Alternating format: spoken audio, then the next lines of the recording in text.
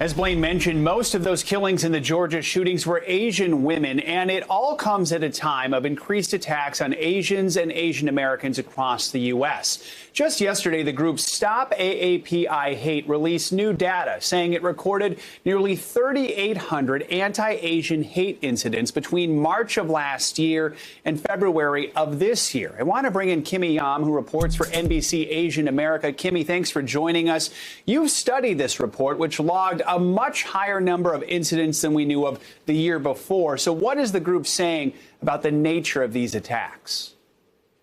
Yeah, the report came out yesterday. It logged about 3,800 incidents, and these range kind of between, more microaggressions to also verbal attacks and also physical attacks.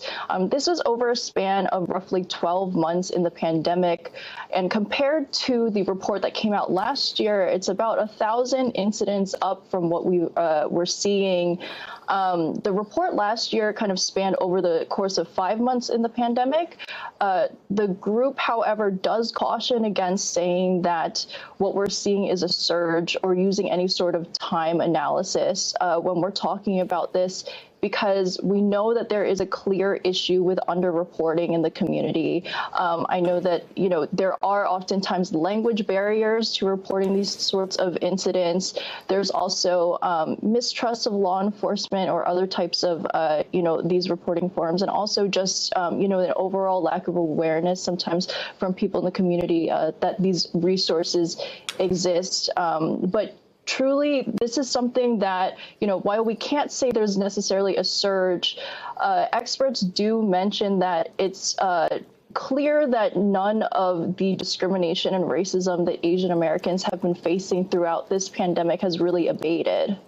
Yeah, Kimmy, the new report also shows that a disproportionate number of attacks have been directed at women. Tell us more about that. Right. So, according to the report, women are about 2.3 times, they report 2.3 times more than men. The report showed that 68% of respondents were women compared to roughly 29% who were men. And experts say that this really reflects this sort of racialized type of sexism that Asian American women face. Asian American women face a lot of public safety issues, even when we're not in a pandemic. This is definitely exacerbated now that we are in one. And Asian American women have dealt with harassment, prior to the pandemic as well.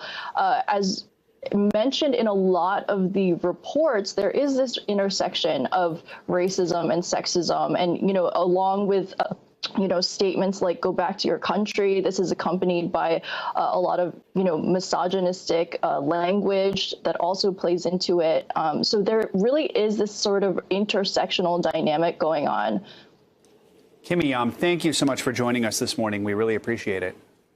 Hey, NBC News viewers, thanks for checking out our YouTube channel. Subscribe by clicking on that button down here and click on any of the videos over here to watch the latest interviews, show highlights, and digital exclusives. Thanks for watching.